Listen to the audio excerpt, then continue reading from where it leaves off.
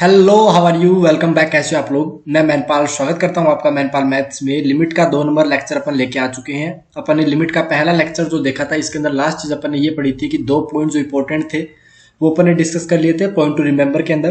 पहली बात तो ये कि exact x equal to a के ऊपर कभी भी अपन लिमिट नहीं निकालते हैं, अप्रोच करता है। दूसरी बात ये कि अपने को उस पॉइंट के पास जाना होता है, उसके ऊपर नहीं जाना होता। ठीक है, एग्जाम्पल भी देखे थे। अब अपन बात करते हैं नेक्स्ट कॉन्सेप्ट ऑफ ट्रिक एक साथ बताई जा रही है। लेक्चर नंबर 2 है। अगर आपका एग्जाम का target NDA, navy, air force, AFCAT, CDS है तो वह बहुत ही बेनिफिशियल आपके लिए लेक्चर रहने वाला है। चलिए अब बात करते हैं इनडिटरमिनेट फॉर्म के बारे में कि इनडिटरमिनेट फॉर्म होती क्या है, क्या कुछ रहता है, सब सारी की सारी चीज देखेंगे। सबसे पहले जैसे मान लो, आपको एग्जांपल के थ्रू दोबारा एक बार रिवाइज करा देते हैं पीछे की चीजें कि जैसे मान लो एफ एक्स की जो वैल्यू है अपने पास में वो दे रखी है एक्स स्क्वायर प्लस 2। क्लियर है? एक्स स्क्वायर प्लस 2 दे रखी है और हमें बोला गया है कि एक्स की वैल्यू 1 की तरफ अप्रोच कर रही है। अगर 1 की तरफ अप्रोच कर रही है तो एफ एक्स की वैल्यू वहां पर एफ एक्स की जो वैल्यू है वो कहां पे जाएगी? 3 की तरफ अप्रोच करती हुई दिखेगी, क्योंकि 1 का स्क्वायर 2 प्लस 3 डायरेक्ट वैल्यू नहीं रख रहे हैं। आपको लग रहा है कि वैल्यू रख रहे हैं, लेकिन ऐसा नहीं है। ये वहां पे अप्रोच करने की बात हो रही है। अब जैसे एग्जाम्पल के थ्रू और अच्छे से आप समझोगे, एक एग्जाम्पल और लेते हैं तब आपको और क्लियर होगा कि जैसे मान लो कि अपने पास 2 नंबर है, ए का मल्टीप्लाई बी के साथ किया जा रहा है और आंसर हमारा सी आ रहा है। यहीं पे दूसरी तरफ और देखते हैं कि ए का मल्टीप्लाई बी के साथ किया जा रहा है और आंसर अपना सी आ रहा है। ठीक है, अब जैसे मान लो कि अपन ए की वैल्यू 100 लेते हैं, ठीक है, और बी की वैल्यू अपन 2 लेते हैं, तो बताइए आंसर कितना आएगा? तो आपने बोला 200 अपने पास आंसर आ जाएगा। यहां पे अगर अपन आंसर 10 ए की वैल्यू 10 लेते हैं और इसकी वैल्यू 3 लेते हैं तो हमारे पास आंसर जो वो 30 की तरफ बनेगा। इसकी वैल्यू अगर 1 लेते हैं, इसकी वैल्यू अपन 4 लेते हैं तो हमारे पास जो आंसर बन रहा है वो 4 बन रहा है। फिर इसकी वैल्यू 10 पावर -1 यानी 1/10 ले रहे हैं, तो इसकी वैल्यू हमारे पास 5 आ रही है, तो इसकी वैल्यू कितनी आएगी? तो आपको पता है मल्टीप्लाई करना है तो 5/10 होगा, यानी 0.5 आएगी। ठीक है, अब 10 की पावर माइनस का 2 भी आप ले सकते हो, 10 की पावर -2 लोगे और यहाँ पर अगर 6 लोगे तो आंसर जो बनेगा वो बनेगा 0.06। यहां से आपको कुछ चीज समझने को मिलेगी। वो क्या मिलेगी कि जैसे जैसे ए की वैल्यू 0 की तरफ अप्रोच कर रही है, 0 की तरफ जा रही है और यहां पर वैल्यू अपन बढ़ाने की कोशिश कर रहे हैं, तो आंसर जो है ना वो 0 की तरफ जाने की कोशिश करेगा। कहां पर जाने की कोशिश करेगा? 0 की तरफ जाने का कोशिश करेगा। दूसरी अगर यहीं पे अपन बात करते हैं दूसरे एग्जाम्पल की, जैसे मान लो इस चीज को यहाँ पे एक बार के लिए स्किप करो। चलो ठीक है, ये वाली बात तो आपको क्लियर होगी कि 0 की तरफ अप्रोच करने की कोशिश कर रहा है। जैसे आपको एक और एग्जांपल से समझाने की कोशिश करते हैं कि मान लो वापस वही खेल खेलते हैं, a मल्टीप्लाई बी बराबर सी वाला, और राइट हैंड साइड में भी अपन वही करते हैं, a मल्टीप्लाई बी बराबर सी। ठीक है, जैसे मान लो कि a की वैल्यू हमारे पास में, a की वैल्यू 2 की तरफ जा रही है, ठीक है, और b की वैल्यू 3 की तरफ जा रही है, तो इनका मल्टीप्लाई किसकी तरफ जाने की कोशिश करेगा? आपने बोला जी 6 की तरफ जाने की कोशिश करेगा। मान लो a अपने पास में 0 की तरफ जा रहा है, b अपने पास में 5 की तरफ जा रहा है, तो इनका जो मल्टीप्लाई है वो किसकी तरफ जाने की कोशिश करेगा? 0 की तरफ जाने की कोशिश करेगा। अच्छा, यहाँ पे अपन ने 0 ले लिया और यहाँ पर दोबारा अपन ने 0 ले लिया, दोनों का मल्टीप्लाई किधर जाएगा? 0 की तरफ जाएगा। पहला ये क्लियर केस हो गया। दूसरे की तरफ अगर हम बात करें कि एक की तरफ जा रहा है, दूसरा b जो है वो 7 की तरफ जा रहा है, तो जो मल्टीप्लिकेशन है वो किसकी तरफ जाने की कोशिश करेगा? 7 की तरफ जाने की कोशिश करेगा। अगर इन्फिनिटी की तरफ जा रहा है, b 2 की तरफ जा रहा है, तो प्योर जो आंसर है हमारे पास में वो इन्फिनिटी की तरफ जाने की कोशिश करेगा। क्लियर है? अगर हम यहाँ पे बात करें कि ये भी इन्फिनिटी की तरफ जा रहा है, दूसरा वाला भी इन्फिनिटी की तरफ जा रहा है, तो देखो इन्फिनिटी का इन्फिनिटी से मल्टीप्लाई करेंगे तब भी इन्फिनिटी की तरफ जाने की कोशिश हो रही है। वैसे इन्फिनिटी नाम की कोई चीज नहीं होती है, अपने बेसिक मैथमेटिक्स के अंदर देखा था, एक नोशन होता है, यानी बहुत बड़ी वैल्यू की तरफ जाने की कोशिश हो रही है। जैसे इसने बोला कि मुझे तो 0 की तरफ जाना है और बी बोला इन्फिनिटी की तरफ जाना है। अब बताओ इसका आंसर क्या है? एक बार खुद से सोचो, फिर पता चलेगा। अच्छा, जब 0 का मल्टीप्लाई जैसे 5 के साथ हो रहा था तो ये 0 की तरफ जा रहा था, इन्फिनिटी का मल्टीप्लाई 2 के साथ हो रहा था तो इन्फिनिटी की तरफ जाना था। तो ये तो बोलेगा कि मुझे 0 की तरफ जाना है, ये बोलेगा मुझे इन्फिनिटी की तरफ जाना है, तो दोनों का मल्टीप्लिकेशन किसकी तरफ जाएगा? तो आपने बोला जी वो तो 0 की तरफ जाएगा। नहीं। आप बोलोगे इनफिनिट की तरफ जाएगा? नहीं, ये भी नहीं जाएगा। इसके लिए हम क्या बोलेंगे कि ये बता नहीं सकते। तो यही इनडिटरमिनेट फॉर्म की एंट्री होती है, बता नहीं सकते। जब कुछ चीज बता नहीं सकते तो इनडिटरमिनेट फॉर्म आ जाती है, बता नहीं सकते। क्यों नहीं बता सकते? कि एक तो 0 की तरफ जाने की कोशिश कर रहा है, एक इन्फिनिटी की तरफ जाने की कोशिश कर रहा है। ये चीज क्लियर हुई कि आपको? दोबारा देखिए, अपन इनडिटरमिनेट फॉर्म की तरफ बढ़ रहे हैं, देख रहे हैं कि क्या फॉर्म होती है। लिमिट जब पूछता है अपने पेपर के अंदर तो इनडिटरमिनेट फॉर्म टाइप का कुछ देता है, यानी जिसके बारे में नहीं बता सकते उनकी चीज पूछता है जिसे हमें बताना होता है। तो यहां पे आपको दिखा कि एक जीरो की तरफ जाने की कोशिश कर रहा है, एक बढ़ने की कोशिश कर रहा है, तो ये जीरो की तरफ जा रहा है। समझ गए बात को। अब अपन ये इसको आप केस फर्स्ट लिख लीजिएगा। मेरे हिसाब से आप अगर बात करो तो पहले आप इन दोनों को लिखिएगा, ये वाला एग्जाम्पल, उसके बाद में इस एग्जाम्पल को यहाँ पे लिख लीजिएगा। ठीक है। अब जैसे नेक्स्ट की तरफ अपन बढ़ते हैं, उसे केस फर्स्ट लिखिए, ये एग्जाम्पल मत लिखिए, इसको केस फर्स्ट की तरह ट्रीट कीजिए। केस टू क्या आएगा वो भी अपन देखेंगे। पहले केस फर्स्ट क्लियर हो गया आपका कि केस फर्स्ट क्या था। अब देखो अपन केस टू की तरफ बढ़ते हैं। अब केस टू क्या बोल रहा है, देखो ध्यान से, वही a मल्टीप्लाई बी। आपको समझाने की क्या कोशिश हो रही है यहाँ पे, समझाने की ये कोशिश हो रही है कि इनडिटरमिनेंट फॉर्म किस टाइप की होती है, कैसे करते हैं। अब जैसे मान लो a की वैल्यू हमारे पास में 100 दे दी, a की वैल्यू 100 दे दी, b की वैल्यू आपको 7 दे दी। ठीक है, तो मल्टीप्लाई कितना आ गया, 700 आ गया। इसकी वैल्यू 10 ले ली, इसकी वैल्यू 7 गुना 10 ले ली, तब हमारे पास में आंसर फिर 700 बनेगा। इसकी वैल्यू अपन ने 1 ले ली, इसकी वैल्यू 7 मल्टीप्लाई 100 ले ली, तो दोनों का मल्टीप्लिकेशन कितना बनेगा, फिर 700 बनेगा। इसकी वैल्यू 1/10 ले ली, इसकी वैल्यू 7 गुना 1000 ले ली, तो देखो मल्टीप्लाई करने पे फिर भी आंसर कितना आ रहा है, 700 आ रहा है। इसका मतलब ये हो गया कि मुझे यहां तो मैं क्या कर रहा हूं, एक्चुअल में जीरो की तरफ वैल्यू लेके जा रहा हूं, और ये देखो बहुत बड़ी वैल्यूज बढ़ती हुई जा रही है कि नहीं जा रही, ये इन्फिनिटी की तरफ जा रहा है। तो आंसर फिर अपना कितना आ रहा है, फिक्स आ रहा है, जो कि 700 है। तो अपन बता क्यों नहीं सकते थे, देखो बता क्यों नहीं सकते थे कि जब वैल्यू जीरो की तरफ जा रही थी, दूसरी वैल्यू बढ़ रही थी, तो इसका आंसर जीरो आ रहा था कोई समय के लिए, कोई समय जीरो आ रहा है, इधर इन्फिनिटी आ रहा है, तो एक वैल्यू फिक्स हो रही है। यहीं पे केस तीसरे की बात करते हैं। केस तीसरा आपके पास में मान लो ये ले लो, केस तीसरे की बात करें, a मल्टीप्लाई बी बराबर में सी तो चल ही रहा था। इसमें आप ये कुछ एग्जाम्पल लिख लीजिए कि मान लो इसकी वैल्यू 100 थी, इसकी वैल्यू 7 थी। ठीक है, तो हमारे पास आंसर कितना बन गया, 700 बन गया। इसकी वैल्यू अपन ने 10 ली, इसकी वैल्यू 7 गुना 100 ली, तो हमारे पास वैल्यू कितनी बन गई, 7 गुना 10 की पावर 3 बन गई। फिर आपने इसकी वैल्यू 1 ले ली, इसकी वैल्यू 7 गुना 10 की पावर 4 ले ली, तो आंसर फिर 7 गुना 10 की पावर 4 हो गया। फिर मान लो इसकी वैल्यू 1/10 ले ली, इसकी वैल्यू 7 गुना 10 की पावर 6 ले ली, तो आंसर 7 गुना 10 की पावर 5 आ गया। इसका मतलब समझना क्या हुआ कि जब अपन इसे जीरो की तरफ लेके जा रहे हैं और इधर इन्फिनिटी की तरफ लेके जा रहे हैं, तो हमारा आंसर जब इन्फिनिटी की तरफ जाता हुआ दिख रहा है। तो दो तीन कंडीशन कौन सी आई, पहला केस तो अपन ने ये पढ़ा कि जब जीरो की तरफ जा रहे हैं और ये वैल्यू बढ़ रही है, तो ये जीरो भी आंसर आ रहा है कोई समय पर। कोई समय पे जीरो और इन्फिनिटी का मल्टीप्लाई करें तो फिक्स हो रहा है, कोई समय जीरो और इन्फिनिटी का मल्टीप्लाई करें तो इन्फिनिटी की तरफ वैल्यू बढ़ रही है। तो बता नहीं सकते, इसलिए अपन ने क्या बोला, इसका नाम क्या दिया, इनडिटरमिनेंट फॉर्म दिया। पहली बात तो ये क्लियर हो गई आपको। तो अगर हम ये बोले, यहाँ पे देखो इन सबको कंक्लूड करके एक बात ये बोल सकते हैं कि इनडिटरमिनेंट फॉर्म्स, ठीक है। इससे पहले पर एक चीज और देख रहे हैं, ये क्लियर हो गया, ये सारा का सारा आपने नोट कर लिया होगा आई होप। अब इसको एक बार के लिए अपन रफ कर रहे हैं, इस चीज को भी रफ कर रहे हैं। देखो बात क्या कहने की कोशिश होगी यहाँ पे कि अगर कोई जीरो की तरफ बढ़ रहा है एक वैल्यू, दूसरा मल्टीप्लाई दे रखा है और इन्फिनाइट तरफ बढ़ रहा है, तो अपन इसके बारे में कुछ बोल नहीं सकते, इसके बारे में नहीं बता सकते जब तक अपने को कोई वैल्यू पता नहीं होगी, फंक्शन के बारे में नहीं पता हुआ। तो यहां पे हम क्या बोलेंगे, यहां पे अपन ये बोलेंगे कि डोंट से अबाउट डायरेक्ट कुछ नहीं बता सकते, वो अपने को देखना पड़ेगा कि किस टाइप से मल्टीप्लाई हो रहा है, किस टाइप से टेंडिंग हो रहा है। इसका मतलब ये क्या होगा कि अगर किसी के बारे में ऐसे डायरेक्ट नहीं बता सकते, इट मीन्स, इसका मतलब क्या होता है, MEANS, it means indeterminate form, indeterminate form. Clear हो गया कि इनडिटरमिनेंट फॉर्म क्या होती है। जब अपन किसी के बारे में डायरेक्ट बता नहीं सकते तो हम क्या बोलते हैं कि भैया वो एक इनडिटरमिनेंट फॉर्म है। लेकिन जैसे मान लो अपने पास में 2 का मल्टीप्लाई, ये 2 की तरफ बढ़ रहा है, ये 0 की तरफ बढ़ रहा है, तो इसका आंसर हम क्या बोल रहे हैं कि भैया 0 आएगा। अब इसका आंसर 0 क्यों आएगा, इसके बारे में अपन डायरेक्ट बता सकते हैं। अगर डायरेक्ट बता सकते हैं तो हम इसे क्या बोलेंगे, डिटरमिनेंट फॉर्म बोलेंगे। ठीक है, इसके बारे में हम क्या बोलेंगे कि ये एक डिटरमिनेंट फॉर्म है। जब डायरेक्ट नहीं बता सकते तो इनडिटरमिनेंट फॉर्म, डायरेक्ट बता सकते हैं तो डिटरमिनेंट फॉर्म।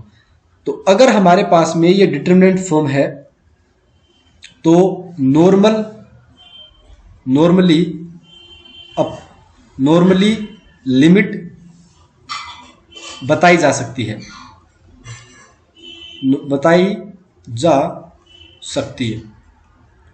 ठीक है। ये चीज क्लियर हुई कि नहीं, ये बताओ। आपने बोला जी क्लियर होगी। यानी अगर हमारे पास में इनडिटरमिनेंट फॉर्म आती है तो अपन आंसर थोड़ा सा लेट बता पाएंगे, डायरेक्ट नहीं बता पाएंगे, लेकिन डिटरमिनेंट फॉर्म आती है तो हम डायरेक्ट लिमिट बता सकते हैं। अपने एग्जाम के अंदर डिटरमिनेंट फॉर्म पे भी क्वेश्चन आते हैं, इनडिटरमिनेंट फॉर्म पे भी क्वेश्चन आते हैं। अगर डिटरमिनेंट है तो डायरेक्ट वैल्यू बता देंगे, इनडिटरमिनेंट है तो पहले इसको डिटरमिनेंट फॉर्म में चेंज करेंगे। अगर हो पॉसिबल, जितना पॉसिबल हो सकता है अपन डिटरमिनेंट फॉर्म में करते हैं उसको कन्वर्ट, फिर आंसर बताते हैं। क्लियर है? बस इतना सा लिमिट का लफड़ा है। अगर ये क्लियर हो जाता है तो आपका आंसर आ जाएगा। आपको बस क्या करना है, इनडिटरमिनेंट फॉर्म से डिटरमिनेंट फॉर्म में चेंज करना आना चाहिए। अगर वो हो जाता है तो अपना आंसर आ जाता है और अपने मार्क्स आ जाते हैं। ठीक है, अब हम जो पढ़ने वाले हैं वो 7-8 इनडिटरमिनेंट फॉर्म पढ़ने वाले हैं, बस वहीं पे अपना पूरा पेपर घूमता है। उनको अगर अपन अच्छे से डिटरमिनेंट फॉर्म में बदल लेते हैं तो अपन डायरेक्ट लिमिट बता सकते हैं। लिमिट के बारे में ये चीज आपको जो बताई गई थी वो क्या थी कि अपन जो लिमिट है वो x इक्वल टू a के ऊपर नहीं बताते हैं कभी भी डायरेक्ट वैल्यू मत रखना।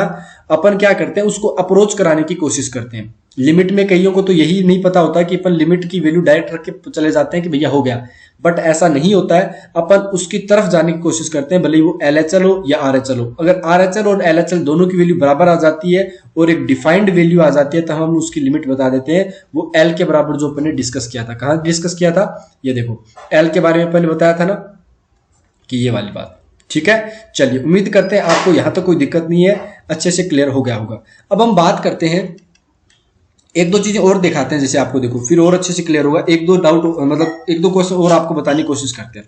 ठीक है, चलो वो क्या चीजें ध्यान से देखिएगा। जैसे मान लो हमारे पास में कोई 5/4 है, ये 5 की तरफ ट्रेंड कर रहा है, ये 4 की तरफ ट्रेंड कर रहा है, तो इसका आंसर अपने पास में 5/4 आएगा।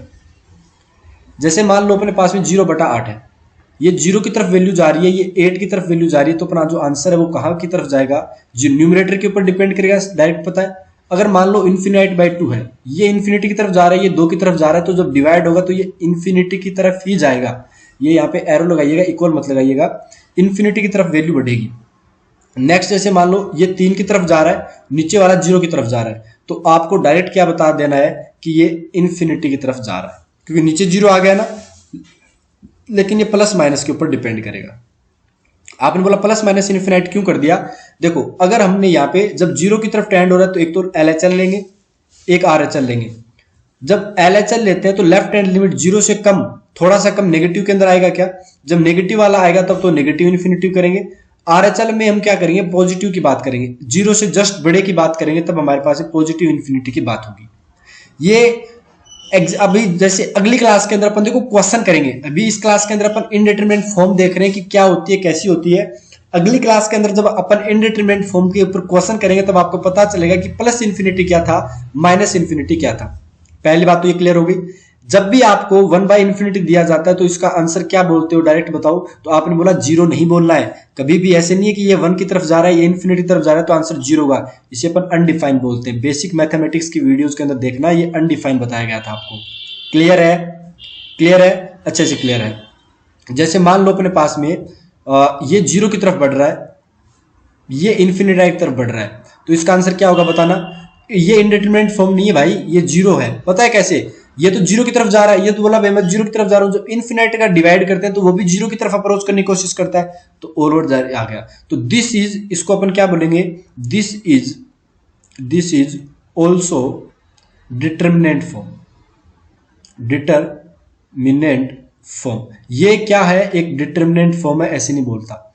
लेकिन मान लो अपने पास में कुछ ऐसा दे रखा है, ये इन्फिनिटी तरफ जा रहा है, ये 0 की तरफ जा रहा है, ऐसे कुछ अपने को फंक्शन दे दिया, तब भी इसकी वैल्यू क्या होगी, इन्फिनिटी तरफ जाएगी। क्योंकि ये तो बोला कि मेरे को इन्फिनिटी जाना है, ये 0 की वैल्यू क्या बोलेगा, 0 का जब डिवाइड होता है ये भी इन्फिनिटी, तो ये भी क्या है, this is also determinant form. ठीक है, ये भी क्या है अपने पास में, डिटरमिनेंट फॉर्म है। लेकिन मान लो अपने पास कुछ ऐसा आ गया, 0, ये भी 0 की तरफ जा रहा है, नीचे वाला भी 0 की तरफ जा रहा है, तो इसका आंसर अपन क्या बोलेंगे, अनडिफाइंड बोलेंगे। या फिर अपन इसे क्या बोल सकते हैं कि अनडिटरमिनेंट फॉर्म आ गया भैया। ये इनडिटरमिनेंट या अंडर डिटरमिनेंट जो भी आपका बोलना है, इनडिटरमिनेंट ही बोलते हैं वैसे तो, अंडर को नहीं करते, तो अपन ये बोलेंगे कि इनडिटरमिनेंट फॉर्म है ये, इनडिटरमिनेंट फॉर्म। पता चल गया कैसे निकालते हैं।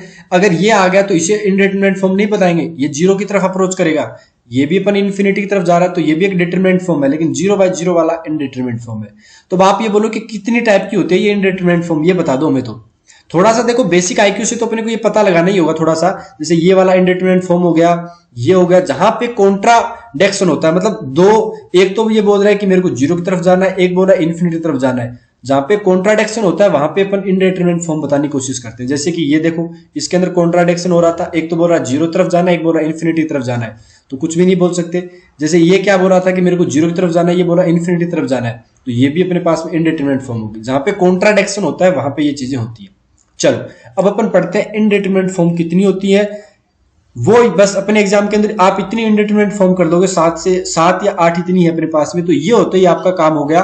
उनके ऊपर आपको क्वेश्चन प्रैक्टिस करनी है। आपका लिमिट से बाद में कोई दिक्कत वाली बात नहीं। आपका जितने भी क्वेश्चन आते हैं, जैसे एनडी के अंदर बात करें, या एक या दो क्वेश्चन जो आता है वो आपका क्लियर हो जाएगा, नो डाउट, कोई दिक्कत नहीं आएगी। पहले इंडिटरमिनेट फॉर्म की बात कर लेते हैं कि कौन सी होती है। तो वो होती है जीरो इंटू इन्फिनिटी। क्या होती है अपने पास में? Zero into infinity form. ये अपनी पहली फॉर्म होती है। क्लियर है? अब इसके अंदर भी आप छोटा सा सब पार्ट ऐसे लिख सकते हो यार, कि मेरे पास में एक तो ये आ गया कि ये तो जीरो की तरफ जा रहा है, ये इन्फिनिटी की तरफ जा रहा है, तो ये हमारे पास में क्या होगी? इनडिटरमिनेट फॉर्म बन गई। इनडिटरमिनेट फॉर्म बन गई। क्लियर है? लेकिन जैसे मान लो मेरे पास में ये तो फिक्स हो गया, जीरो हो गया, एक वैल्यू तो फिक्स हो गई जीरो है, और दूसरा बोल रहा है मुझे इन्फिनिटी की तरफ जाना है, तो भैया जब जीरो फिक्स हो गई ना, तो इसकी वैल्यू जीरो ही आएगी। फिर ये कितना ही भाग ले, हमें फर्क नहीं पड़ता। ये आप बी पार्ट में लिख लेना, तब इसकी डायरेक्ट लिमिट क्या बताओगे? जीरो बताओगे। अपने को निकालने की आवश्यकता ही नहीं है। क्लियर है? चलिए, ये पहली फॉर्म आ गई। पहले फॉर्म के दो सब पार्ट हो गए कि अगर एक जीरो अपने पास में इस टाइप से कर रहा है, तो बोला ठीक है भैया, तुम्हारा तो वैल्यू फिक्स हो गया, तुम तुम्हारे साथ छेड़छाड़ नहीं करेंगे। अब बात करते हैं दूसरी इंडिटरमिनेट फॉर्म कौन सी होती है। क्लियर है? चलिए दूसरे की बात करते हैं। दूसरा अपने पास में है जीरो बाय जीरो फॉर्म। अभी अपन ने बात की थी जीरो बाय जीरो फॉर्म की। तो जीरो बाय जीरो फॉर्म के अंदर भी आप छोटे मोटे ऐसे सब पार्ट बना सकते हो, जैसे मैंने बना रखे हैं कि ए मेरे पास में, जैसे मान लो कि ये जीरो की तरफ अप्रोच कर रहा है, ये भी जीरो की तरफ अप्रोच कर रहा है, तो ये मेरे पास में क्या होगी? इनडिटरमिनेट फॉर्म आ गई। क्या होगी अपने पास में? इनडिटरमिनेट फॉर्म आ गई। लेकिन जैसे मेरे पास में 20 सब पार्ट, जैसे मैंने ये ले लिया, एक तो पहला जीरो फिक्स हो गया, ये बोला कि जीरो, तो इस कितना ही भाग लो आंसर जीरो आएगा। तीसरा जैसे मेरे पास है, मान लो कि जीरो ऊपर वाला बढ़ रहा है, नीचे वाला कुछ भी नहीं बढ़ रहा, तब भी अपने पास में ये क्या कहलाएगा? इनडिटरमिनेट फॉर्म कहलाएगा। क्योंकि नीचे तो फिक्स हो गया, वो तो इन्फिनिटी बोलेगा कि नहीं बोलेगा? ये कितना ही निकल ले, अपने को लेना देना ही नहीं है। चल, तो आपको अगर डायरेक्ट याद रखना है तो ये वाला फॉर्म तो याद रख लीजिए। दूसरा आपको अगर डायरेक्ट रखना है तो ये वाला याद कर लीजिए। अब तीसरा फॉर्म पढ़ते हैं अपन। बस आपको डायरेक्ट याद रखनी है ये तीनों, मतलब जितने भी आपको लिखाए जाए ना, सारे के सारे टिप्स पे होने चाहिए, ताकि आपका एग्जाम के अंदर डायरेक्ट क्वेश्चन कर पाओ। जैसे इन्फिनिट बाय इन्फिनिट फॉर्म हो गया, तो ये भी अपने पास में क्या होता है? इनडिटरमिनेट फॉर्म होता है। चलिए, फिर अपने पास में चौथा जो आएगा वो आएगा इन्फिनिटी माइनस इन्फिनिटी। ठीक है? आप इन्फिनिटी माइनस इन्फिनिटी को आप डायरेक्ट इन्फिनिटी नहीं बोल सकते, ये भी एक फॉर्म होती है। आपको क्या करना होता है, ध्यान से सुनिएगा। इन्फिनिटी माइनस इन्फिनिटी को या तो आप चेंज कर लीजिए इन्फिनिटी मल्टीप्लाई इन्फिनिटी, या आप इसे चेंज कर लीजिए इन्फिनिटी बाय इन्फिनिटी। ठीक है? जब भी ये फॉर्म आती है, डायरेक्ट आपको बता रहे हैं कि इन्फिनिट माइनस इन्फिनिट फॉर्म आती है, तो या तो आपको उसको मल्टीप्लाई के अंदर चेंज करना होता है, या फिर डिवाइड के अंदर चेंज करना होता है। आपका आंसर विद इन सेकेंड्स के अंदर आ जाएगा। क्लियर है? लेकिन जैसे मान लो अपने पास में ये आ गया इन्फिनिटी प्लस इन्फिनिटी, तो इसका तो आंसर फिक्स है ना यार, इन्फिनिटी आएगा। इसका तो कोई लेना देना ही नहीं है, ये तो डायरेक्ट डिटरमिनेंट फॉर्म है, और इसका अनडिफाइन आ जाएगा, या फिर डज नॉट एग्जिस्ट बता देंगे कि इसकी तो कोई लिमिट है ही नहीं, क्योंकि डायरेक्ट प्लस आ गया, माइनस आ गया तब की बात हो रही है ये वाली। ठीक है? कैसे चेंज करेंगे वो क्वेश्चन के ऊपर डिपेंड करेगा। आप क्वेश्चन आने दो, फिर आपको पता चलेगा किस टाइप से करते हैं। फिर आपको नेक्स्ट फॉर्म के बारे में बताया जाए। मेरे पास में नेक्स्ट चौथी 4 फॉर्म हो गई है। अब अपन बात करते हैं 5वीं फॉर्म की। 5वीं फॉर्म जो आती है वो आती है 0 पावर 0। ठीक है? या फिर आप इसे ये बोल सकते हो, दूसरे टाइप से बोला जाए तो इन्फिनाइट की पावर 0। तो ये भी अपने पास में क्या होती है? अनडिटरमिनेट या इनडिटरमिनेट फॉर्म होती है। क्या होती है अपने पास में? ये अगली फॉर्म की बात हो रही है। इन दोनों के अंदर इन्फिनिटी की पावर 0 यानी पावर के ऊपर ऐसा कुछ आ रहा है, तो ये अपने पास में 5वीं फॉर्म बनती है। ठीक है? ये अपने पास में 5वीं फॉर्म बनती है इनडिटरमिनेट फॉर्म की। तो ये आपको डायरेक्ट याद रखना है। क्लियर है? अच्छा, फिर छठी फॉर्म की बात की जाए तो वो है इन्फिनाइट की पावर 0। तो इसको अलग कर लें क्या? चलो इसको अलग कर लेते हैं, इसको अलग लिख देते हैं। ठीक है? ये 0 पावर 0 अलग कर लो, ताकि क्या है, कंफ्यूजन ना हो। ये तो अलग फॉर्म होगी, सबको सोल्व करने के अलग अलग मेथड होंगे, वो अपन 1 बाय 1 क्वेश्चन के अंदर डिस्कशन करेंगे। ये अपने पास में नेक्स्ट फॉर्म होगी। पांचवी फॉर्म ये है 0 पावर 0, इन्फिनाइट पावर 0। फिर अपने पास में सातवीं, अगर सातवीं की बात करें तो सातवीं अपने पास में आएगी 1 पावर इन्फिनिटी फॉर्म। ठीक है, 1 पावर इन्फिनिटी फॉर्म। तो ये अपने को पता होनी चाहिए, ये 7 की 7 फॉर्म आपको याद होनी चाहिए। दोबारा देखिए, पहली फॉर्म क्या थी? पहली फॉर्म अपने पास में थी 0 इंटू इन्फिनिटी,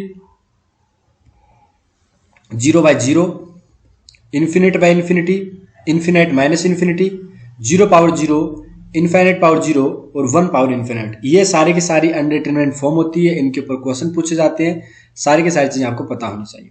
क्लियर है? यहां तो कोई दिक्कत नहीं है। दोबारा देखिएगा, अपन ने शुरुआत में लिमिट के अंदर बातें की थी, वो ये की थी, आपको दोबारा एक बार रिकैप करा देते हैं कि लेफ्ट हैंड लिमिट क्या होती है, राइट हैंड लिमिट क्या होती है, उसके ऊपर क्वेश्चन प्रैक्टिस कराई थी।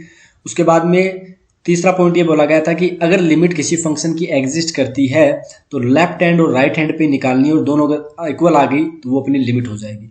अगर लिमिट एग्जिस्ट कर रही है तो इसका मतलब लेफ्ट हैंड साइड से भी कर रही है, राइट हैंड साइड से भी कर रही है। अगर एक तरफ से भी नहीं हुई लिमिट एग्जिस्ट तो इसका मतलब अपन डज नॉट एग्जिस्ट बोल देंगे।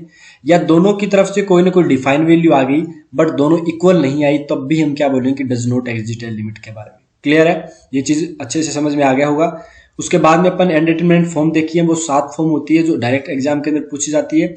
इसके बाद में अपन बात करते हैं कि reason of non existence of limit, कि लिमिट एग्जिस्ट क्यों नहीं करती, इसका कारण क्या होता है। इसके छोटे छोटे 2 या 3 कारण है, वो भी आपको समझने जरूरी है कि लिमिट एग्जिस्ट क्यों नहीं करती, इसका रीजन क्या होता है। ठीक है, अब आप इसके बारे में पहले मैं थोड़ा सा ये बता देता हूं कि इफ फॉर y बराबर f x at x equal to a, left hand limit बराबर होनी चाहिए राइट हैंड लिमिट के, और इसे अपन ने एल का नाम दिया था। ठीक है, अगर लिमिट एग्जिस्ट करती है तो ये अपने पास कंडीशन होनी चाहिए, उसके बिना नहीं होगा। तो तब हम क्या बोलेंगे, देन वी, अगर ऐसी कंडीशन बनती है तब कहेंगे then we say that limit x tends to a f x exist, और वो किसके बराबर है, एल के बराबर है। अब 3 पॉइंट जो है वो आपको जो याद रखने की लिमिट एग्जिस्ट क्यों नहीं करती, इसके 3 रीजन ये हैं। पहला रीजन देखिए क्या होगा, इफ LHL और RHL, यानी या तो LHL की बात करें या LHL की बात करें, या फिर both does not exist, DNE हो जाए, यानी या तो लेफ्ट हैंड लिमिट या राइट हैंड लिमिट या दोनों डज नॉट एग्जिस्ट हो जाए, तब बात बन सकती है कि लिमिट एग्जिस्ट ना करे। नेक्स्ट केस ये बोल सकते हैं कि LHL and RHL both exit, दोनों ही एग्जिट करें, बट आर अनइक्वल, ऐसे लिख दो, बट आर अनइक्वल, यानी अनइक्वल हो, बराबर ना हो, तब अपने पास में बोल सकते हैं कि लिमिट की वैल्यू एग्जिस्ट ना करे। तीसरा अपने पास में क्या है कि if value of the function fluctuate. अब ये फ्लैक्चुएट वाला मुश्किल से कोई पढ़ाता है, थोड़ा सा देख लेंगे, बाकी कोई लोड वाली बात नहीं है। ये तीनों पॉइंट अगर तीनों में से एक भी रीजन अपने पास वैलिड हो रहा है तो हम क्या बोलेंगे कि भैया वो लिमिट एग्जिस्ट नहीं करेगा, इसके अलावा कुछ भी नहीं होगा। हर एक का आपको एग्जांपल दिया जाएगा कि पहले वाले का एग्जांपल देंगे तब हम बोलेंगे कि लिमिट डज नॉट एग्जिस्ट, दूसरे वाले का भी एग्जांपल देंगे और तीसरे वाले का भी एग्जांपल देंगे, ताकि आपको और अच्छे से क्लियर हो जाए। ठीक है, पहले एग्जांपल की तरफ बढ़ते हैं, आप बताइएगा किस टाइप से करोगे। Example number first, f x की वैल्यू दे रखी है 1/x² - 9 at x equal to 3, limit हम पहले से ही बता रहे हैं कि डज नॉट एग्जिट होगी। अब ये क्यों होगी वो बताना है। तो लोग पता क्या करेंगे, अभी जो बताई थी उसके ऊपर तो कुछ गौर किया नहीं होगा, एक्स की वैल्यू डायरेक्ट 3 रख दी होगी, बोला 1/0 अनडिफाइंड फॉर्म बन रही है तो भैया डज नॉट एग्जिट। ऐसा नहीं करते, हमने अभी बात की थी कि एक्स इक्वल टू 3 के ऊपर चेक नहीं करते, 3 के लेफ्ट में चेक करते हैं, राइट में चेक करते हैं। अगर बात बन जाती है तो ठीक है, वरना अपन डज नॉट एग्जिट। अब देखो इसका सॉल्यूशन करोगे ना तब आपको पता चलेगा कि हुआ क्या था एक्चुअल में। Limit x tends to 3 minus और 1/x² - 9 हो जाएगा। आप एक बात बताओ सबसे पहले कि जैसे मैंने 3 से थोड़ी सी कम वैल्यू रखी तो यहाँ पे एक वैल्यू आएगी, जो 9 से थोड़ी सी छोटी होगी, 9 में से घटा दिया, तो लगभग इसका आंसर क्या आएगा बताओ 3 माइनस रखने पे। तो आपने बोला जी वो आएगा 0, लेकिन 0 माइनस की तरफ आएगा, मतलब थोड़ा सा 0 माइनस का मतलब क्या हो गया कि 0 से जस्ट छोटी सी वैल्यू आएगी। और 1/0 माइनस के बारे में आपको बताया था कि अनडिफाइन आएगा, लेकिन पॉजिटिव की तरफ से, मतलब इन्फिनिटी आएगा प्लस की तरफ से। यहीं पे अगर हम बात करें कि लिमिट रखने लिए, लेफ्ट हैंड लिमिट की बात हो रही थी, अब राइट हैंड लिमिट की बात करते हैं। तो x² माइनस 9 वापस आ गया।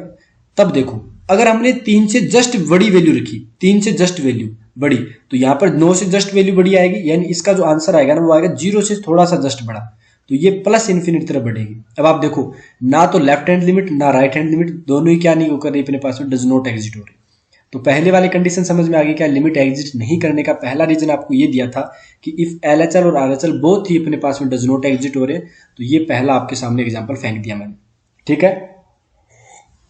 अब अपन बात करते हैं दूसरे एग्जांपल की। दूसरा एग्जांपल अपने पास में ये हो गया, जो दूसरे का रीजन देगा, fx की वैल्यू आपके पास में दे दी e⁻1/x एट x = 0। लिमिट हमने पहले से ही बोल देना कि डज नॉट एग्जिट होगी, क्यों डज नॉट एग्जिट होगी उसका भी रीजन अभी बताने वाले हैं, ठीक है। चलिए देखते हैं।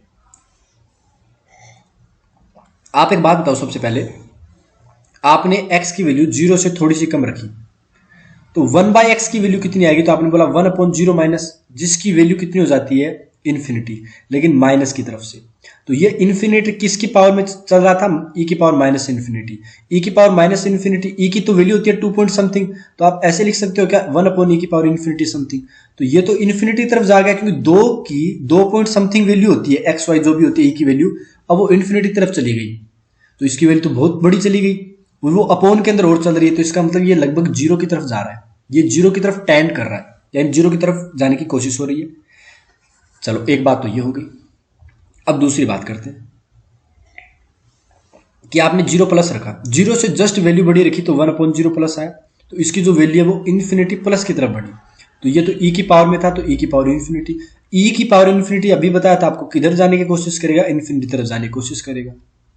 तब हम क्या बोलेंगे कि यार ये 0 की तरफ जा रहा है, तो इसका आंसर तो आ गया 0, यानी लेफ्ट हैंड लिमिट तो आ गई 0। क्यों आई, क्योंकि हमने बताया था कि 1/∞ अनडिफाइंड फॉर्म तो अपने पास बताया था, लेकिन ये 0 की तरफ जाएगा, डायरेक्ट वैल्यू पता है, क्योंकि ऊपर वाला टेंड ही नहीं कर रहा, ऊपर तो फिक्स हो गया 1, तो ये तो अपन 0 लेफ्ट हैंड लिमिट, लेकिन ये क्या होगी RHL, जो अपने पास में क्या आएगी अनडिफाइंड आएगी, अनडिफाइंड होगी या फिर डज नॉट एग्जिट हो जाएगी, तब हम क्या बोलेंगे डज नॉट एग्जिट। तो ये अपने पास में दूसरा क्वेश्चन हो गया। जब भी आपको ये पूछा जाए तो आपको डायरेक्ट वैल्यू नहीं रखनी है, लेफ्ट हैंड लिमिट देखनी है, तो इससे फायदा ये हो जाएगा कि कई बार क्वेश्चन अगर नॉर्मल इस टाइप के फंक्शन बने ना अपने पास में, तो अपने को कुछ भी लिमिट का लगाने की आवश्यकता नहीं है, अगर अपने को बेसिक आइडिया की लिमिट होती क्या है। तो जैसे यहाँ पे बता दिया था कि ये LHL पे तो डिफाइन है 0, लेकिन RHL पे नहीं है। चलो एक क्वेश्चन और करते हैं, ताकि और अच्छे से आपके गहनता से दिमाग के अंदर फिट हो जाए ये चीजें, फिर आपको लिमिट के क्वेश्चन करने का और ही आनंद आएगा। जैसे fx की वैल्यू अपन ने ले ली fractional part of x at x = 2। बाकी अगर आपको लिमिट के जो बेसिक मैथमेटिक्स के वीडियो थे उसके बाद फंक्शन कराया था, तो उसके अंदर इनके ग्राफ भी बताए थे, हमने पहले ही बोल दिया डज नॉट एग्जिट, तो अगर आपने किया तो बहुत अच्छे से आपके फायदा और होने वाला है, क्योंकि ग्राफ भी बनाना आपको आने लग गया। फिर तो सॉल्यूशन में देखो कि x की वैल्यू अगर आपने 2 से थोड़ी सी जस्ट छोटी ली, तो फ्रैक्शन वैल्यू क्या आएगी बताओ, 2 से जस्ट छोटी ली है, तो 2 से जस्ट छोटी ली, तो आपने मान लो कि 1.999 ऐसा कुछ लिया, तो इसकी फ्रैक्शनल वैल्यू कितनी आएगी, तो आपने बोला तब हमारे पास जो फ्रैक्शनल वैल्यू है ना उसकी 1 की तरफ जाएगी, यानी इसकी लेफ्ट हैंड लिमिट क्या आ गई 1 आ गई, 1 की तरफ जाएगी, मतलब 1 आ गई अपने पास में, ये तो होगी लेफ्ट हैंड लिमिट। अब राइट हैंड लिमिट की बात करते हैं 2 प्लस में। जब 2 प्लस करोगे तो मान लो 2.00001 करोगे, तब हमारे पास में फ्रैक्शन पार्ट ऑफ x की वैल्यू कितनी आएगी, तो आपने बोला सर वो तो 0 आ गई।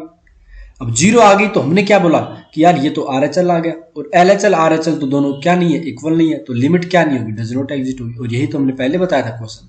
क्लियर है?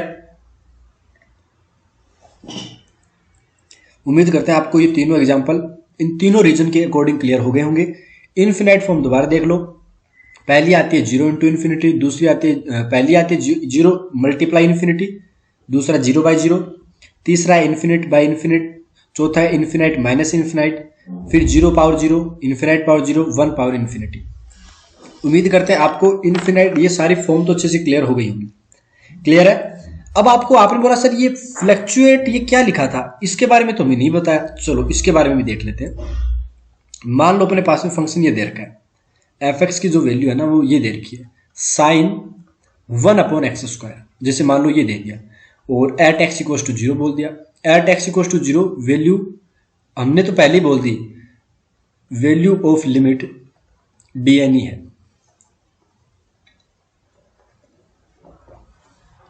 अब ये क्यों डीएनई है ये अपने को पता लगाना है। तो सबसे पहले हमने बोला कि यार एक्स की वैल्यू सपोज दैट 0 की तरफ लेके चलते हैं। अब आप 0 प्लस ले लो चाहे 0 माइनस ले लो, यानी RHL ले लो चाहे LHL ले लो, यहां पर तो x² है ना, तो ये तो अपने पास 1/0 बनेगा। स्क्वायर आप ले लो तो ये 0 प्लस बन गया। जब 0 प्लस बना है अपने पास में तो 1/x² की प्योर वैल्यू जो है ना अपने पास वो किसकी तरफ जाएगी, प्लस इन्फिनिटी की तरफ जाएगी। और आप ये खुद बताओ कि साइन का ग्राफ जो हमने पढ़ा था वो कुछ इस टाइप से पढ़ा था क्या? आपने बोला जी साइन का ग्राफ तो कुछ ऐसे ही पढ़ा था, ये वाई एक्सिस हो गया, ये एक्स एक्सिस हो गया, 0 पे स्टार्ट हुआ था तो प्लस इन्फिनिटी की तरफ हो रही है। इसका मतलब क्या हो गया कि साइन 1/x² की जो वैल्यू है वो क्या हो रही है, -1 से लेके 1 की तरफ ऊपर नीचे। इसका मतलब क्या हो गया, एरो का फ्लक्चुएट हो रही है या तो -1 या 1 के बीच, क्योंकि देखो आप माइनस इन्फिनाइट की तरफ वैल्यू लोगे लेकिन साइन की जो वैल्यू है वो तो -1 से 1 के बीच ही रहेगी ना, इसके बाहर तो जाएगी नहीं। समझ रहे हो कि नहीं समझ रहे? तो ये अपने पास में होगा। तो ये फ्लक्चुएशन का था क्वेश्चन, रेयर चांस में आएगा लेकिन थोड़ा सा पता हो तो और अच्छे से चीजें क्लियर होती है, दिमाग के अंदर एकदम अच्छी फील आती है कि भैया हमने सब कुछ पढ़ रखा है, एग्जाम के अंदर कैसा भी क्वेश्चन आ जाए हम आराम से कर लेंगे। क्लियर है? अब एक छोटा सा कॉन्सेप्ट और करेंगे, उसके बाद लिमिट की तीसरी क्लास के अंदर अपन कुछ और बेहतरीन चीजें देखेंगे कि लिमिट कैसे निकालते हैं। आपको बोला था 2 या 3 क्लासेज हैं तो थोड़ी सी आपको ऐसा बोरिंगनेस आएगी, बट अगर आपने ये ढंग से कर ली तो यकीन मानिए आपका क्वेश्चन लिमिट से तो कभी गलत होगा नहीं, और एकदम आप ये मानो कि 30 से 40 सेकंड के अंदर क्वेश्चन आप उड़ा दोगे अगर कॉन्सेप्चुअल अंडरस्टैंडिंग आपकी ज्यादा। ये 30-40 मिनट मत समझना, सेकंड है, ठीक है? 30-40 मिनट में पेपर हो जाते हैं। चलिए अब अपन बात करते हैं नेक्स्ट। अब नेक्स्ट क्या बात है, अभी जैसे बात की कि ये फ्लक्चुएशन वाला हो गया, अब मान लो कुछ ग्राफ की बात करते हैं। किसकी बात करते हैं? ग्राफ्स की बात करते हैं।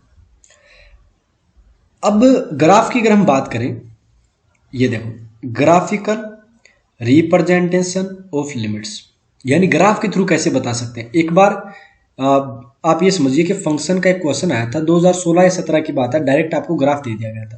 तो ये मत समझिए ग्राफ से नहीं आते, कई बार ग्राफ अगर पूछ लिया ना तो थोड़ी सी दिक्कत आ सकती है। तो अपन ग्राफ का क्वेश्चन एकदम अच्छे से क्लियर करने की कोशिश करेंगे। जैसे मान लो अपने पास में ये कुछ एक्स एक्सिस दे रखा है, ठीक है, ये तो एक्स एक्सिस होता है। ये मान लो मेरे पास में एक हॉरिजॉन्टल लाइन दे दी, ये मान लो मेरे पास में दे दी 4, यहाँ पर एक्स की वैल्यू 4 है।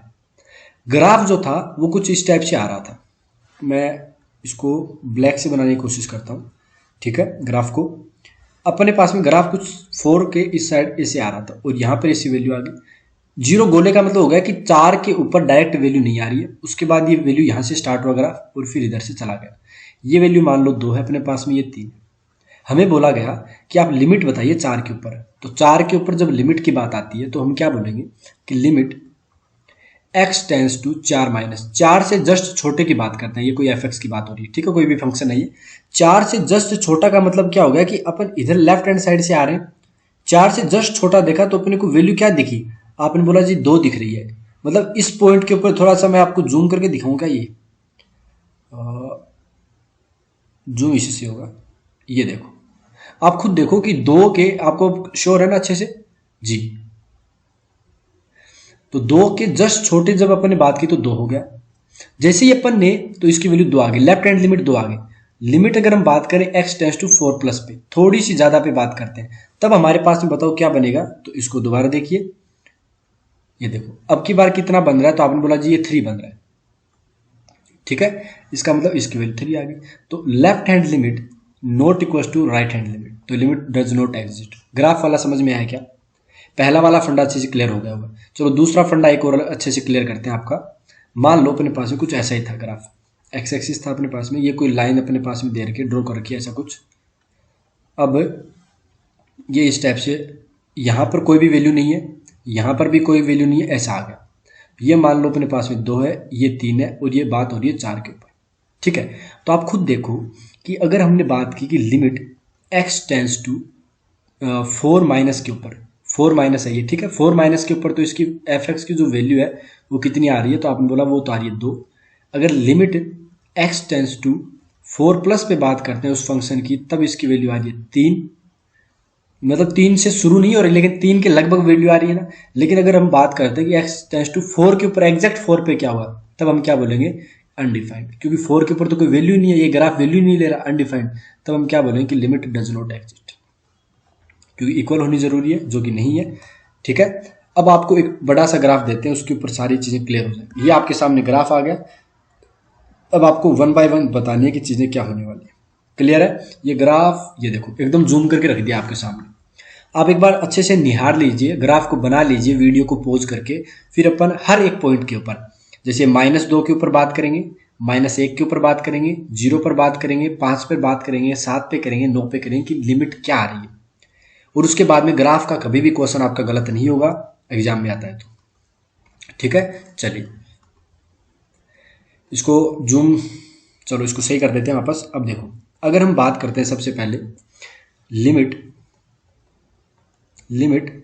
एट x इक्वल्स टू -2, -2 के ऊपर बात करते हैं, ठीक है। यहां पर बात हो रही है लेफ्ट हैंड लिमिट की और इधर बात हो रही है राइट हैंड लिमिट की, ठीक है। आप एक बात बताओ, x -2 वाला ये पावर्सन है क्या? आपने बोला जी हाँ। लेफ्ट साइड से आ रहे हैं तो लेफ्ट साइड से अपने को कौन सी वैल्यू दिख रही है? तो आपने बोला जी ये देखो सर्कल भरा हुआ है, तो इस टाइम इसकी वैल्यू 4 आ रही है। तो हमने बोला ठीक है भैया, आपकी वैल्यू 4 आ रही है। लेकिन जैसे ही राइट की तरफ से जाते हैं, तो राइट की तरफ से -2 की तरफ बढ़ते हैं, तो ये ग्राफ देखो नीचे की तरफ इन्फिनिटी की तरफ अप्रोच कर रहा है, इन्फिनिटी की तरफ अप्रोच कर रहा है। इसका मतलब क्या हो गया कि अगर हम लिमिट की बात करेंगे तो लिमिट के बारे में बोलें कि डज नॉट एग्जिस्ट नहीं करेगी, क्योंकि लेफ्ट और राइट दोनों अलग अलग आ रही है। दूसरे की बात करते हैं। दूसरा हम क्या करते हैं कि limit at x equals to, कौन सा पॉइंट आएगा, -1 आएगा आपके पास। तो जैसे ही -1 के देखो इधर साइड से आते हैं या फिर इधर साइड से आते हैं, तो इसकी वैल्यू क्या बनती है? तो आपने बोला जी 0 बन रही है, देखो यानी लेफ्ट हैंड लिमिट भी 0 आ रही है, राइट हैंड के ऊपर भी 0 हो रहा है। इसका मतलब लिमिट एग्जिस्ट कर रही है और इसकी वैल्यू कितनी आ रही है? 0 आ रही है। -1 पे बात हुई है, ठीक है। अब हम बात करते हैं x इक्वल्स टू 0 के ऊपर। x इक्वल्स टू 0 के ऊपर बात करेंगे तो लेफ्ट साइड से आएंगे तो हमारा आंसर कितना आएगा? तो आपने बोला 3 को अप्रोच करेगा, 3 को अप्रोच करेगा। राइट से अगर अपन 0 की तरफ बढ़ते हैं, तब हमारे पास में अप्रोच किसकी तरफ कर रहा है? 2 की तरफ कर रहा है, तो आंसर 2, यानी दोबारा डज नॉट एग्जिस्ट लिमिट आ गई। फिर हम बात करते हैं x इक्वल्स टू 5 के ऊपर। 5 के ऊपर देखेंगे तो ग्राफ ये था, इधर से जब आ रही थी तो इसकी वैल्यू देखो एग्जैक्ट कितनी बनी है? बोला उस टाइम इसकी वैल्यू 4 बनी थी। हमने बोला ठीक है, ये 4 बन गई। अच्छा, राइट हैंड लिमिट भी जब इधर से आते हुए देखे तो 4 ही बन रही है, तो ये 4 हो गया। तो लिमिट एग्जिस्ट कर रही है, कितनी आ रही है? 4 आ रही है। अब x इक्वल्स टू 7 के ऊपर बात कर लेते हैं। 7 पर भी लिमिट देखो इधर से ले लो चाहे इधर से ले लो, किसकी तरफ बढ़ती हुई जा रही है? आपने बोला जी 3 की तरफ वैल्यू टेंड हो रही है, तो ये भी 3 हो गया, ये भी 3 हो गया, 3 हो गया। फिर बात करते हैं x इक्वल्स टू 9 के ऊपर। x इक्वल्स टू 9 के ऊपर बात करते हैं तो इधर से आ रहे हैं तो वैल्यू देखो कितनी आ रही है? तो आपने बोला इधर से वैल्यू आ रही है 2, जब राइट हैंड से भी आ रहे हैं तो भी 2 आ रही है। एट द पॉइंट पर 3 है, लेकिन हमें फर्क नहीं पड़ता, ये याद रखना। अपन जब लिमिट निकालते हैं तो या तो RHL निकालते हैं या LHL निकालते हैं, एट द पॉइंट नहीं निकालते हैं, इसलिए इसकी लिमिट एग्जिट करेगी। और वो लिमिट कितनी होगी? तो आपने बोला वो लिमिट 2 होगी। इसके ऊपर आपको समझाना था, उम्मीद करते हैं ग्राफ से भी आपको अच्छे से क्लियर हो गया होगा, ठीक है। अच्छा, -∞ की तरफ जाते हैं अपन। मान लो x इक्वल्स टू -∞, यानी इधर से गए, ये देखो इधर से गए ना। अगर x इक्वल्स टू -∞ की तरफ बात करते हैं तब हमारे पास लिमिट क्या आएगी? तो आपने बोला देखो ये धीरे धीरे 0 की तरफ अप्रोच कर रहा है।